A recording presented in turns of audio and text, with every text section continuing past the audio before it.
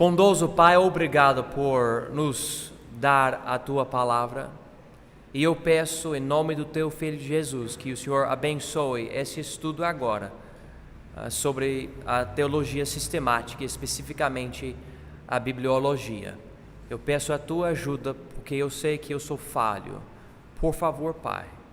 Amém. Bom, a teologia sistemática, a Bíblia foi escrita de uma forma específica. É um livro de histórias, de genealogias, de poesia, de músicas, de mandamentos. Não é um livro sistemático. Você não vai para o livro de Gênesis e Deus fala, bom, eu vou explicar quem eu sou.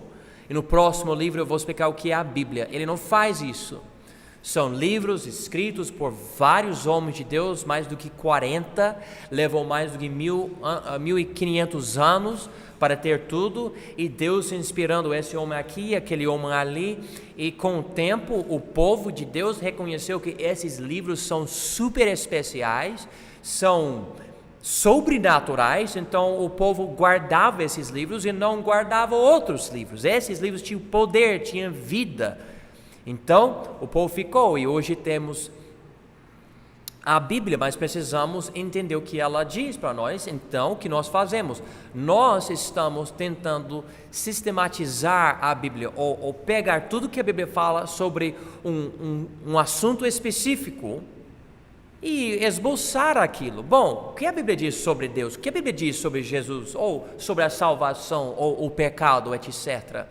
Então, é isso que nós estamos fazendo aqui hoje. Nós queremos saber de tudo que a Bíblia fala sobre algum assunto. Aqui agora, esse assunto, a bibliologia, ou o que a Bíblia diz sobre a Bíblia. E porque temos certos termos, por exemplo, o termo Bíblia. Então, vamos chegar aqui na segunda página da nossa apostila, e nós vemos no finzinho da página a palavra bibliologia, ou um discurso sobre a Bíblia, um estudo sobre a Bíblia. Então nós não estamos estudando o conteúdo especificamente, mas o que é este livro. Então vamos começar com os nomes e os títulos da Bíblia. Lembra, a Bíblia é um conjunto de vários livros. Por muitos anos, o povo de Deus nem tinha um livro assim, que é um codex ou códice. Esse tipo de livro hoje é algo, vamos dizer, mais moderno. Não é tão moderno, mas antes tinha rolos, né? E esse povo tinha esse rolo, outro povo tinha aquele rolo. Eles precisavam, quando não deu para você falar, bom, eu vou dormir, mas eu vou ler a minha Bíblia antes. Não deu, não tinha como tem hoje. Hoje você compra, ou como na nossa igreja, é só pedir o pastor dar uma Bíblia para você, porque há igrejas que estão nos doando Bíblias e podemos ter uma cópia. Mas tinha em certas situações uma Bíblia só na cidade inteira, e você precisava ir para a igreja e tinha uma corrente guardando aquela cópia da Bíblia, e você precisava ir para a cidade, ou o centro da cidade, para a igreja, para ler a Bíblia. E o povo nem muitas vezes lia a Bíblia porque estava em outra língua, o povo falava outra língua, nem entendia a Bíblia, infelizmente. Então, interessante isso, mas vamos ver os títulos. Então, a palavra portuguesa, Bíblia, na verdade, vem do latim, okay? Outra língua. O latim, porém, é uma tradução das palavras gregas da Bíblia, o grego sendo a língua antiga da igreja, porque no primeiro século a influência grega espalhava e os apóstolos falavam grego, outras línguas também, mas principalmente a língua de negócios, a língua franca da época, o grego. A palavra no latim quer dizer livro santo, derivando das palavras Bíblia sacra, e no português seria Bíblia sagrada, ou seja, Bíblia santa, sacra, sagrada, mesma ideia, algo separado, algo especial. A ideia de ser sagrado ou ser santo é algo de Deus, identificado com Ele. Não é normal. Então a Bíblia, ou a Bíblia sacra, sagrada. O singular dessa palavra é a palavra no grego biblion, e queria dizer papel ou rolo, mas chegou a significar essa palavra livro. Então é a forma diminutiva da palavra grega biblos, ou biblas, dependendo da sua forma de falar. Eu não sou grego, então provavelmente estou destruindo essas palavras no grego, mas tudo bem. Os gregos vão nos perdoar, tudo bem? Então, biblos, que quer dizer, ou era um papiro egípcio. A Bíblia em si é composta de 66 livros diferentes, mas todos tendo o mesmo autor, o Espírito Santo. São apenas um livro, então é plural e singular ao mesmo tempo. Então, olha, eu creio que não preciso falar isso porque eu já expliquei, mas não é assim que aconteceu, que um dia a primeira Bíblia desceu do céu com, numa cesta, já capa de couro, capa preta assim, dizendo a Bíblia Sagrada, super legível. Não aconteceu isso, não.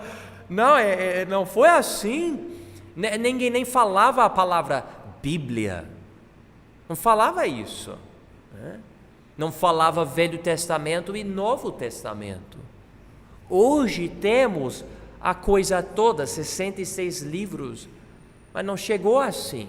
Deus operou em homens santos para inspirar esse livro, e é isso que nós precisamos entender, porque olha, irmãos, vocês notam, nas igrejas que estão querendo fazer a coisa certa, seguir a Deus, a nossa única regra de fé e prática é a Bíblia.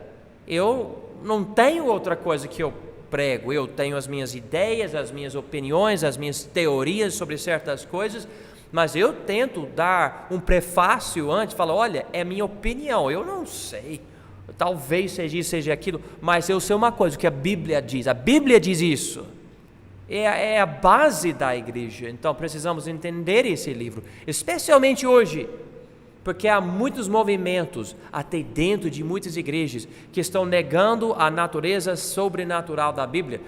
Mas a Bíblia é um livro escrito por homens que são falhos e tem erros e contradições e tudo, as pessoas vão falando isso. E o tempo todo que o povo está falando mal da Bíblia, minha vida está sendo transformada por esse mesmo livro que fica sendo criticado por essas pessoas. Então, por que acreditamos que a Bíblia é tão boa? Além da nossa própria experiência, que nós notamos que esse livro é sobrenatural, é muito especial. Eu posso ler o jornal, eu posso ler as obras de homens muito inteligentes, mas não existe livro nenhum que possa ser comparado com a Bíblia. Eu já li muitos livros, esse livro não tem comparação. A primeira vez que as palavras a Bíblia foram usadas, segundo o que nós sabemos, como termo dos dois testamentos juntos, foi pelo famoso João Crisóstomo. Ele vivia 347 até 407 BC. Ele era um arcebispo de Constantinopla e uma das mais importantes figuras da igreja primitiva. Então lembra, Jesus estava no primeiro século, esse homem no quarto século, e isso aconteceu então mais do que 250 anos após a conclusão do Novo Testamento. Então já existia a Bíblia, mas o uso desse termo, a Bíblia, não aconteceu instantaneamente, ele levou um tempo. Nós não sabemos quem foi a primeira pessoa, mas na história que ainda temos, em documentos, etc., sabemos que esse João Crisóstomo usava esse termo. Agora chegamos nesse outro termo, os testamentos. Temos o Velho e o Novo Testamento. A Bíblia é dividida em duas partes. O Velho, que muitas pessoas falam o Antigo Testamento, e usamos VT ou AT, e o Novo Testamento, NT. A palavra testamento, no contexto bíblico, quer dizer uma aliança ou um concerto. Na verdade, os livros de cada testamento não são testamentos em si. O que nós queremos dizer? Quando você abre sua Bíblia, você vai para o Velho Testamento. Você não lê, bom, Deus está aqui dizendo nessa aliança que Ele vai fazer o seguinte, se o homem fizer o seguinte, e há um lugar aqui, um espaço em branco para a gente assinar. Não é um testamento assim, não há nada assim, um acordo, algo assim, um contrato, não é isso. Mas o foco do Velho Testamento é o foco, ou é o Velho Testamento feito entre Deus e Israel, e do Novo Testamento entre Deus, o Pai, e Jesus, o Filho, que eles fizeram em João 17, para fornecer a salvação para todos que creem em Jesus.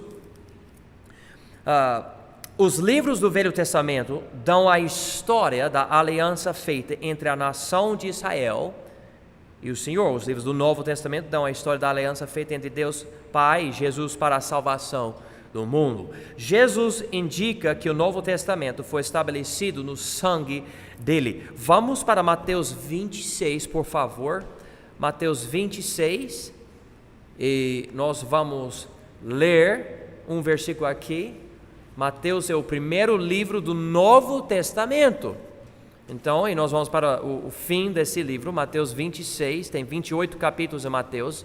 Nós vamos para Mateus 26. E Marcos, assim que achar Mateus 26, eu gostaria que lesse para nós versículo 28. Mateus 26, 28. Pode ler.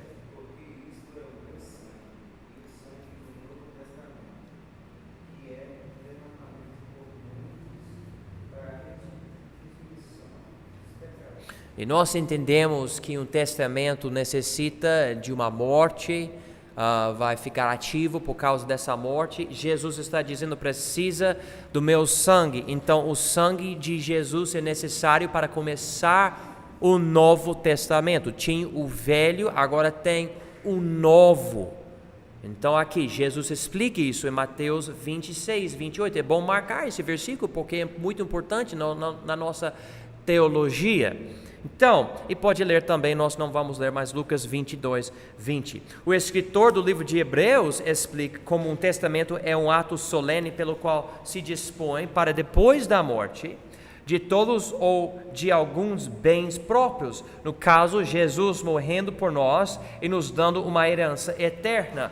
E os irmãos podem ler Hebreus capítulos 8, 9 e 10 para entender melhor isto. Mas vamos continuar. Outros termos que encontramos que tem a ver com a Bíblia, as palavras escritura e escrituras. Ok. A palavra escritura é derivada da palavra latim scribere ou escrever, ok? Então escrituras, algo escrito, ok? Escrituras. A palavra escrituras é o plural da mesma, quer dizer escritos no geral. Biblicamente falando, quer dizer todos os livros inspirados por Deus, ou seja, a Bíblia. Sirley, por favor, leia para nós 2 Timóteo 3. 2 Timóteo 3, versículos 15, 16 e 17, e note aqui, porque ele vai usar até a expressão as Sagradas Escrituras, em versículo 15. Então, 2 Timóteo 3, Sirley, por favor, 15, 16 e 17. E desde a tua meninice, sabe as sagradas letras que podem fazer-te sábio para a salvação pela fé que há em Cristo Jesus. Toda a escritura divinamente inspirada é proveitosa para ensinar, para redarguir, para corrigir, para instruir em justiça, para que o homem de Deus seja perfeitamente instruído para toda boa obra. Bom, então aqui em versículo 15, nós no português aqui temos as Sagradas Escrituras, e em versículo 16 diz toda a escritura. A gente sabe que a palavra escritura quer dizer escrito, mas quer dizer que toda a escritura que existe no mundo? Não, porque ele explica em versículo 15 as sagradas escrituras. Então, não qualquer mais, as que são santas, são sagradas. Aqui, versículo 16, toda a escritura, todos esses livros são inspirados por Deus. Então, continuamos aqui. Em versículo 15, a palavra grega é ta hierogramata, as sagradas escrituras. Então, a palavra escrituras no grego, que é a língua original de 2 Timóteo, é a palavra gramata, que não parece uma palavra no português, gramática, né? Gramata. E em versículo 16, a palavra grega é a palavra grafé.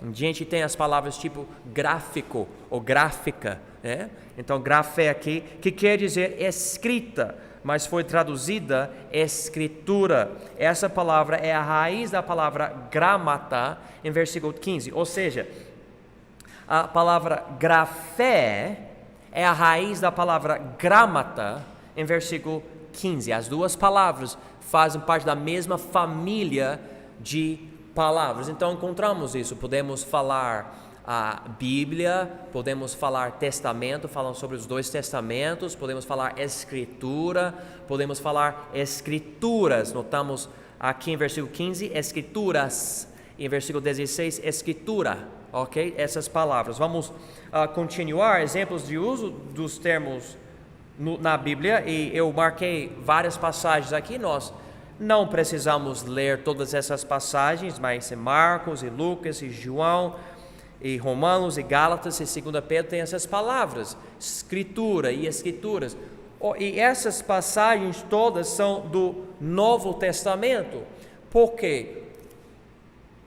No primeiro século, a igreja foi formada, o povo dependia do quê? Da Bíblia. Mas qual Bíblia? Na época deles, as escrituras eram somente o Velho Testamento. Paulo, Pedro, João, Mateus, Marcos, Lucas ainda estavam escrevendo o Novo Testamento. Imagina tendo uma igreja que não tinha toda a Bíblia. Mas não tinha. Paulo ainda estava escrevendo as cartas dele, né? Até basicamente o fim. João escreve, se não me engano, a última carta dele, mais ou menos em 95. Jesus morreu em 28, 30, por aí. Então, interessante isso, mas a palavra escritura, encontramos na Bíblia também a palavra escrituras, marcamos isso aqui na folha também. Estamos na página 4. Outro termo que é muito bom, a palavra de Deus, a palavra de Deus. Este é o termo mais significante, comovente e completo. E vamos notar o uso bíblico. Vamos começar aqui em Marcos 7, e Cidinha, por favor. Marcos 7, versículo 13. Marcos 7, 13. E Cidinha, gostaria que você lesse essa passagem ou esse versículo aqui, Marcos 7, 13, segundo livro do Novo Testamento, e aqui Jesus está falando em Marcos 7, 13.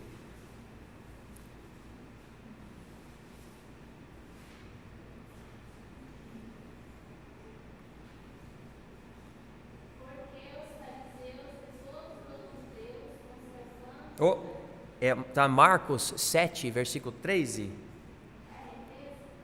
É versículo 13, aham.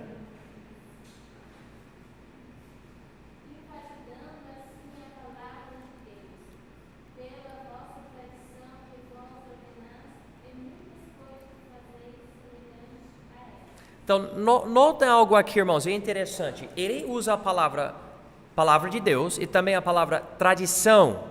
Ok, vamos entender isso, é muito interessante.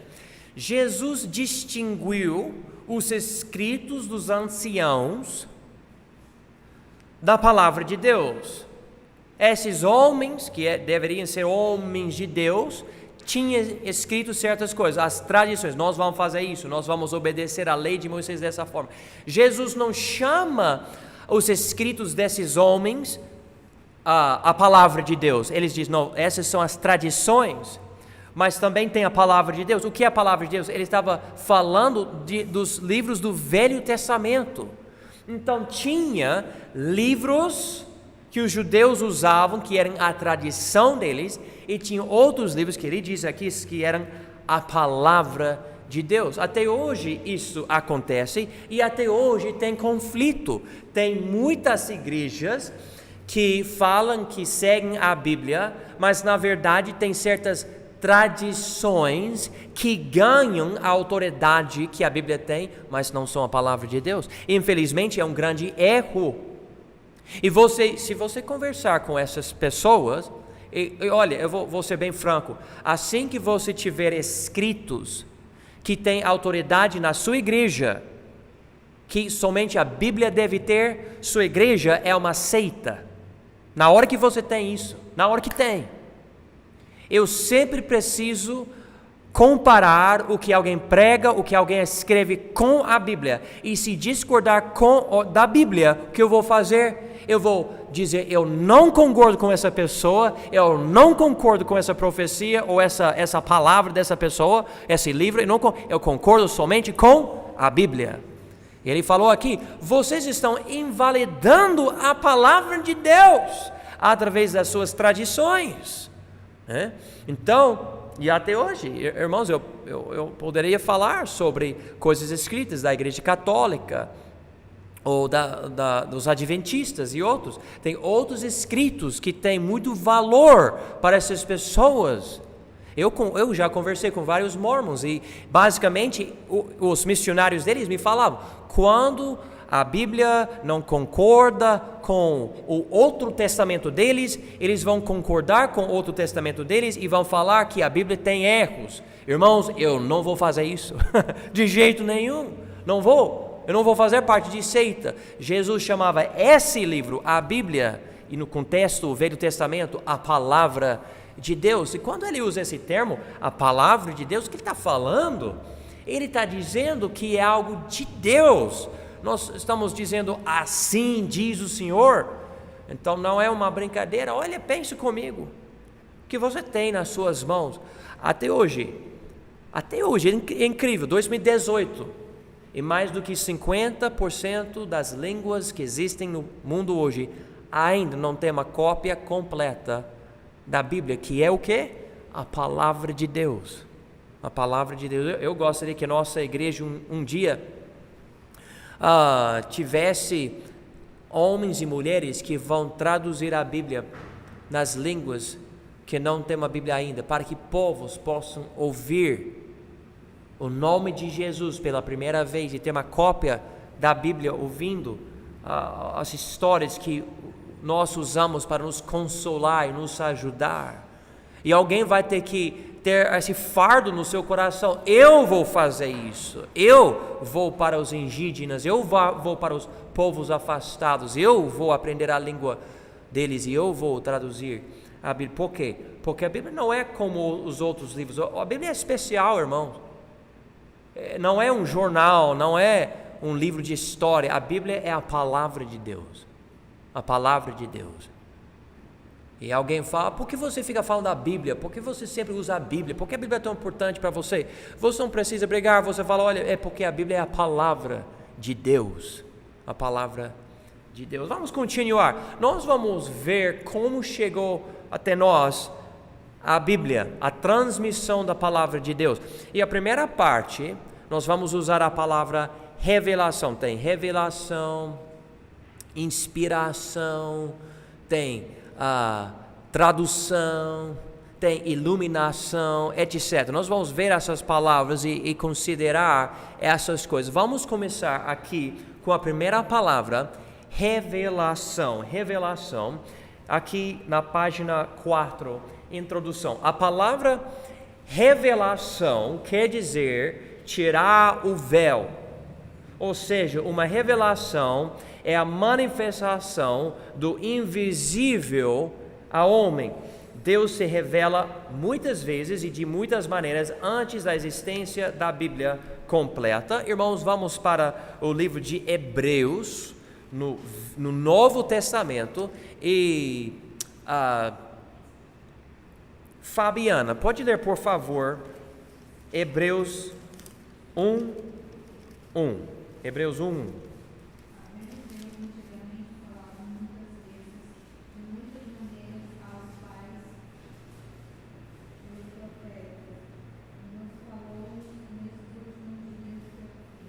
Amém, muito bem. Então, o escritor, ninguém sabe, hoje em dia ninguém sabe quem escreveu o livro de Hebreus, mas aqui diz que Deus falou muitas vezes e de muitas maneiras.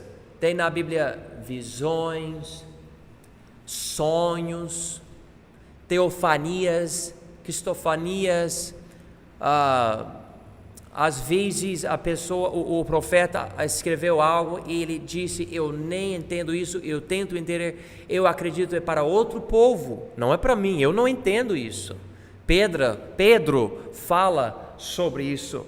Aqui então, revelação, algo invisível.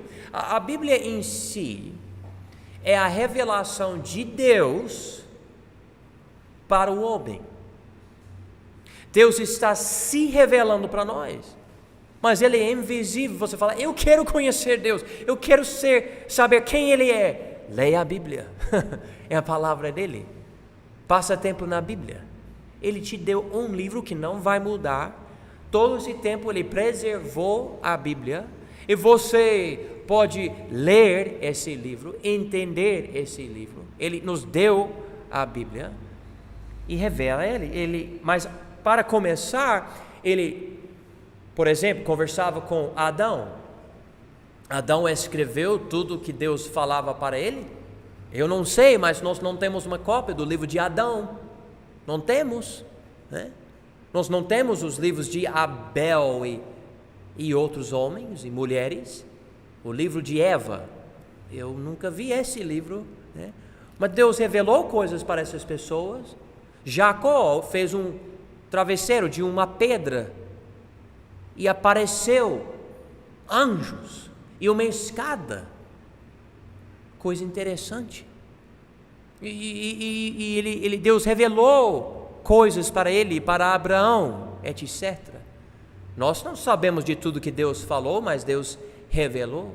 Então essa é a ideia da palavra revelação. Há algo que Deus quer revelar e Ele revela, Ele manifesta aquilo para certas pessoas, não para todas as pessoas, mas para certas pessoas. Os dois tipos de revelação. E agora nós podemos entender que Deus, na verdade, se revela para todos, mas não para todos da mesma maneira em certo contexto. Vamos ver isso. Eu vou explicar para os irmãos. Então, os dois tipos de revelação. O primeiro tipo de revelação é a revelação geral. O segundo tipo é a revelação especial. Então, a revelação geral é através da criação. Vamos simplesmente ir para Romanos 1:20. Podemos ler Salmo 19, mas vamos para Romanos 1. E agora, Paulinha, ela está aqui? Sim, Paulinha, pode ler, por favor, Romanos 1:20, por favor. Romanos 1:20. E ela vai ler algo muito importante aqui em Romanos 1:20.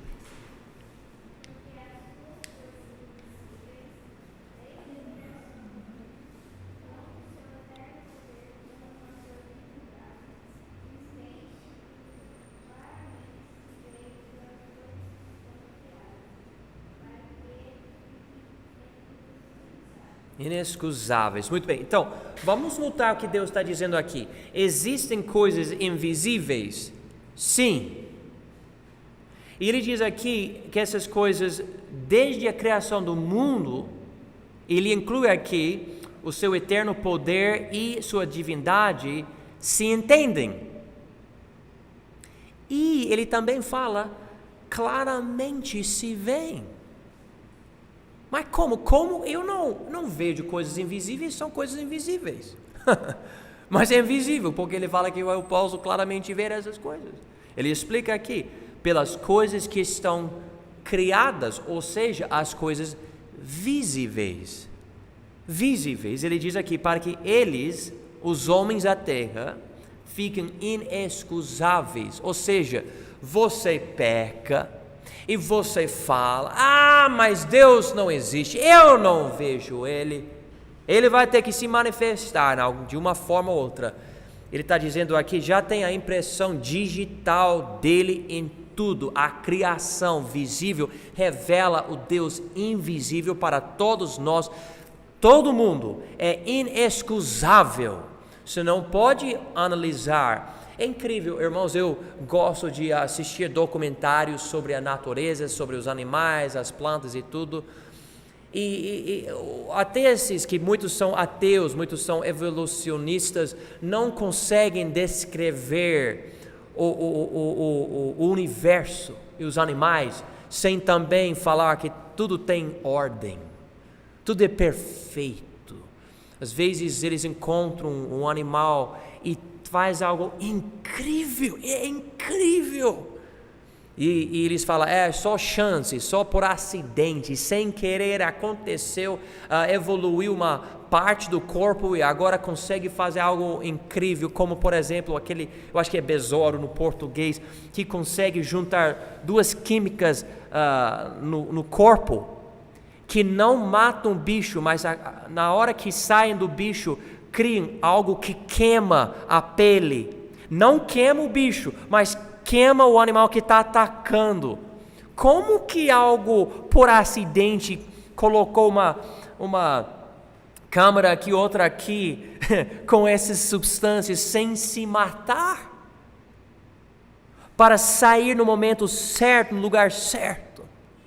A criação mostra que Deus existe. Há um ser inteligente, muito além da gente. Eu não preciso ver Deus para saber que Ele existe. Não é necessário. Eu não sou tão burro que eu preciso ver Ele para saber que Ele existe. Essa cadeira aqui, essa mesa aqui, esse microfone aqui, eu preciso ver o Criador para saber que Ele existe. Eu não sou tão estúpido. Eu vejo, eu sei que alguém criou. Tem ordem, tem inteligência. Tem botão, por que tem botão? Porque há um uso, porque eu sei disso, porque eu sei. Eu fui criado para entender isso. A criação visível revela, uma revelação geral, o Deus invisível. Nós somos inexcusáveis. Também existe a consciência. Vamos ver aqui, Diana, por favor, leia Romanos 2, versículos 12 a 16. Romanos 2, versículos 12 a 16. Porque todos os que sem lei pecaram, sem lei também perecerão. Todos os que sob a lei pecaram, pela lei serão julgados. Porque os que ouvem a lei não são justos diante de Deus, mas os que praticam a lei hão de ser justificados.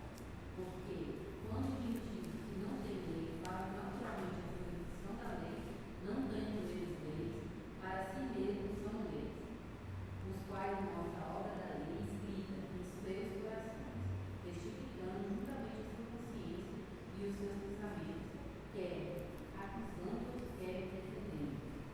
No dia em que Deus há de julgar o segredo dos homens, por Jesus Cristo, segundo o meu evangelho. Esta passagem, irmãos, é super importante. É um dos melhores argumentos provando a existência de Deus para alguém que quer negar que Ele existe. Você não somente tem a criação para revelar Deus, você tem sua própria consciência. Você não precisa nem a lei bíblica para saber que existe o certo e o errado. A sua consciência te mostra que há certas coisas erradas e certas coisas corretas. Bom, você pode manipular e ensinar sua consciência, como por exemplo, muçulmanos acreditam que matando certas pessoas é uma coisa de Deus, claro, mas ainda eles têm uma consciência, existe o certo e errado, e se eu fizer o certo é bom, e se eu fizer algo errado, minha consciência vai me perturbar, algo vai acontecer, mas com quem? Com ninguém, porque Deus não existe. Não, com Deus! Ele vai julgar, e você percebe isso. E por causa disso, não existe tribo nenhuma no planeta que não tem um sistema de expiação, de sacrifício. Cada tribo que existe no planeta, você pode ir para qualquer lugar, você não encontra tribos de ateus. Todo grupo tem uma forma de expiação. Nós temos pecado, precisamos lidar com. Todo grupo tem. E a Bíblia diz que Deus vai julgar os segredos. Então o ateu fala para nós: eu não acredito que Deus existe. Deus vai falar: eu não acredito que ateu existe. E Ele vai mostrar que até ele crê, ainda que ele negue a existência de Deus. Deus vai mostrar, a consciência revela para nós uma revelação geral. E essas duas coisas, a criação e a consciência, não são suficientes para revelar quem Deus é. Somente certos aspectos dele, como o eterno poder dele, ou como diz aqui em Romanos 1:20, a divindade dele. Ele é essa autoridade e ele é eterno, ele tem poder eterno. Mas eu não sei qual é o nome dele. A criação não fala. Qual é o nome dele? A consciência não fala. Então a revelação geral revela que Deus existe, mas não é suficiente para alguém ser salvo, é suficiente para alguém ser condenado. Só. Não existe, irmãos, é importante isso, porque tem pessoas, até o evangelista Billy Graham ensinava que se alguém, através da criação, acreditar em Deus, Deus vai salvar essa pessoa. A Bíblia não ensina isto. A criação e a consciência revela algo que vai nos condenar. Mas se você não tiver a revelação especial, que é o nome de Jesus Cristo, você não será salvo de jeito nenhum. Atos 4:12. É importante entender que nós precisamos de Jesus para sermos salvos. Não simplesmente acreditar que Deus existe. Irmãos, eu conheço muita gente que acredita que Deus existe, mas com certeza esse povo não é salvo. Então aqui estamos distinguindo a revelação geral da revelação especial. Então, note aqui, eu acabei falando a referência, mas deixe-me ler aos irmãos Atos 4:12 aqui. Atos 4:12, que diz: e em nenhum outro há salvação, porque também debaixo do céu nenhum outro nome há dado entre os homens pelo qual devamos ser salvos. O nome de quem? Versículo 10 diz: seja conhecido de vós e de todo o povo de Israel que em nome de Jesus Cristo, o Nazareno, aquele a quem vós crucificastes e a quem Deus ressuscitou dentre os mortos, em nome desse é que são diante de vós. E podemos comparar essa passagem com Romanos 10, versículo 13, que diz: porque todo aquele que invocar o nome do Senhor será salvo. Assim que alguém falar para nós: peraí, a salvação vem pela revelação geral, é só acreditar em Deus, tá beleza. Então, a pessoa fala: é somente a pessoa que rejeita Jesus que não vai ser salva. Peraí.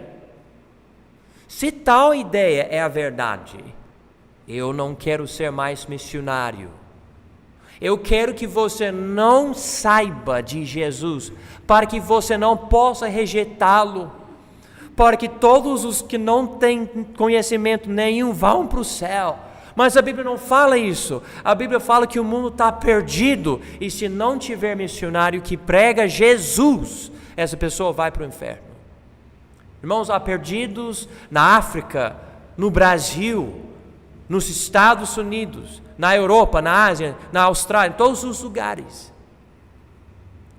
que não tem o nome de Jesus. E se alguém não falar de Jesus, essa pessoa, pela revelação geral, vai saber que Deus existe, mas não vai conhecer Jesus e não vai ser salvo.